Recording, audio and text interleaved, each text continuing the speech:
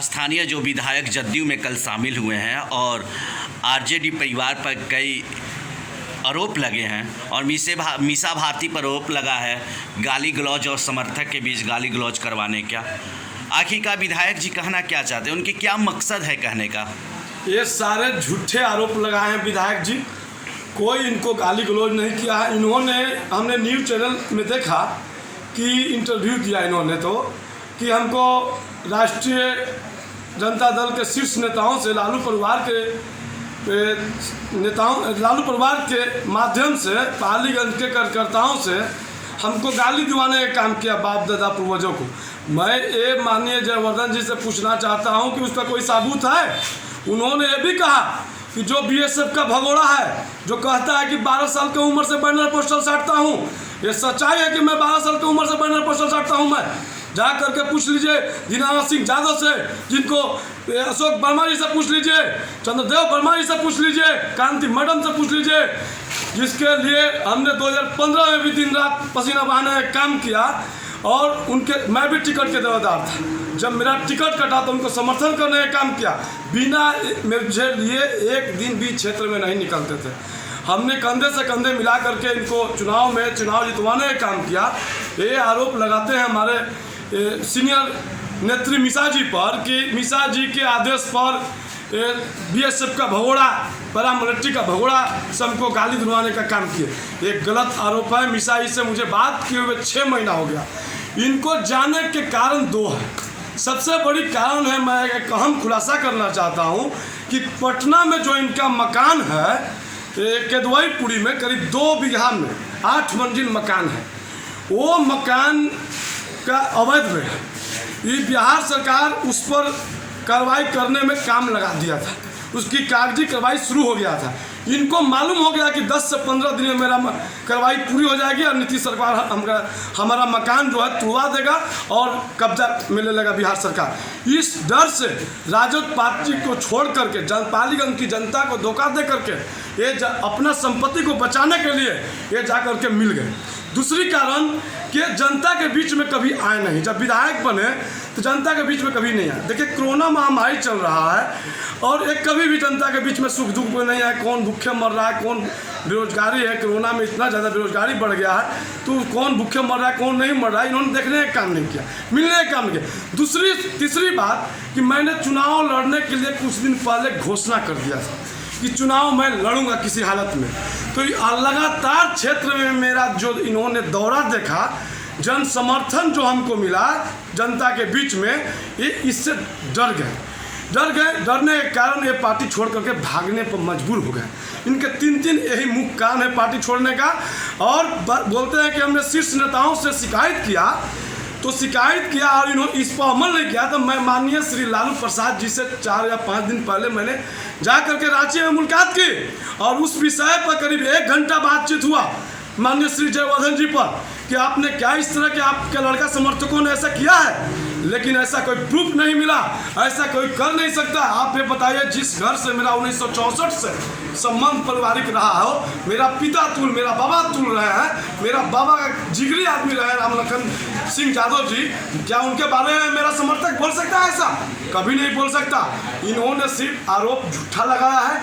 ये जान गए कि जनता के बीच में मेरी पकड़ कमज़ोर पड़ गई है, जनता मेरे बारे में समझ चुकी है और प्लस मेरा मकान बचाना है पटना वाले 2 बीघा का करोड़ों खरबों रुपया की संपत्ति। इसलिए इन्होंने राजद पार्टी को झटका दे करके जदयू में डील हुआ है कि अगर हम राजद छोड़ के आते हैं तो मेरा मकान आप बचा दीजिए। बस ऐसी डील पर इन्होंने गए, जनता को धोखा दे करके अपना संपत्ति को बचाने के लिए चले गए। क्या लगता है पालीगंज की जनता इस बार जयवर्धन यादव जदयू से आ रहे हैं, क्या लगता है इन्हें फिर एक बार मौका जनता देगी? बिल्कुल नहीं देगी। ये जो भगोड़ा पार्टी को घर को छोड़ के भागेंगे, उसको क्या, जनता तो वही ना है। पार्टी बदली भरत बेशक कर दिए हैं, लेकिन पालीगंज में तो जनता वही है, चाहे जो भी पार्टी से आई है। अब पार्टी एकदम जनता समझ गया है कि कोई काम के नहीं है, कोई न विकास किए हैं क्षेत्र में, न क्षेत्र में कभी रहते हैं, इसलिए जनता ने इनको नकार दिया। 15 दिनों तक लगातार इन्होंने अपना आदमी रख करके सर्वे करवाया कि मेरा क्या बोलबाला है, लेकिन हर जगह से इनका निगेटिव रिपोर्ट गया। विरोध में इनका रिपोर्ट गया, इसलिए इन्होंने अपना पाला बदली कर लिया है और कोई बात नहीं है। स्थानीय विधायक जयवर्धन यादव जब आरजेडी में थे तो मीसा भारती और पार्टी का बहुत बड़प्पन करते थे, और क्या कारण हो गई कि इस प्रकार की अद्भेद भाव बताना और आप पर ऑब्जेक्शन लगाना, बालू माफिया और गाली के बाद को समर्थक को गाली दिलवाया गया? क्या सच्चाई है सर, क्या बताना? आखिर ये विधायक जी क्या राजनीति कर रहे हैं? आखिर वो करना क्या चाहते हैं? पालीगंज की जनता को क्या बताना चाहते हैं? देखिए, बताना ये चाहते हैं कि जो हमने चुनाव लड़ने के लिए घोषणा किया, हम एक गरीब परिवार से बिलोंग करते हैं, लगातार क्षेत्र में हम दौरा कर रहे हैं, बहुत ज़बरदस्त समर्थन मिल रहा है।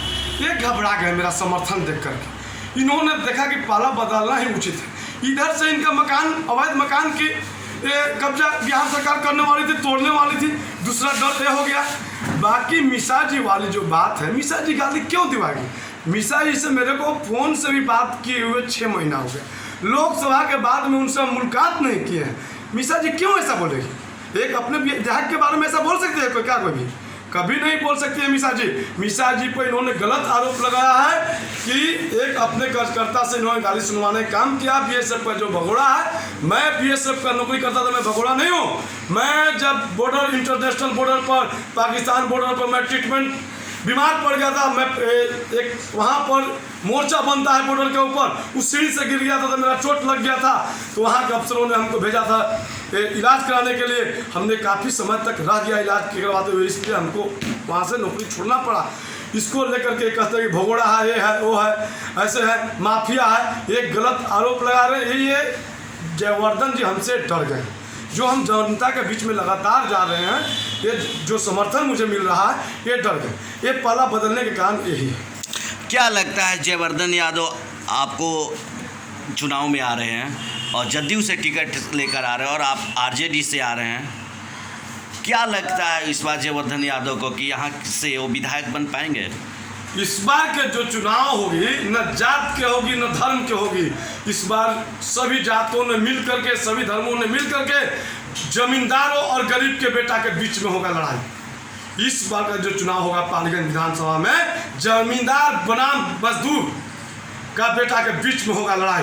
एक तरफ जमींदार जो लोकतंत्र नहीं राजतंत्र चलाता है, एक तरफ गरीब का बेटा लोकतंत्र चलाने की कोशिश करता है, सामंतियों के खिलाफ अभियान चलाता है, आरएसएस वाला के खिलाफ अभियान चलाता है, उसके साथ में जनता खड़ी। विधायक जी बताते हैं कि बहुत सारे विकास किए हैं पालीगंज अनुमंडल क्षेत्र में, क्या लगता है विकास की गंगा बह रही है पालीगंज में? क्या कितने यूनिवर्सिटी बन गया, कितना कॉलेज बन गया, कितना मेडिकल कॉलेज बना, यहाँ पर जानवर का हॉस्पिटल कहीं बना है? कहीं इन्होंने कोई विकास नहीं किया। पालीगंज अनुमंडल है तो वहाँ तो जेल बनेगा ही, कोर्ट बनेगा ही, बालिका उच्च विद्यालय बनेगा ही। जो 3 करोड़ फंड मिलता है विधायक का, वो तो विधायक निधि, चाहे माले का हो, भाजपा का हो, कोई भी हो, वो तो नली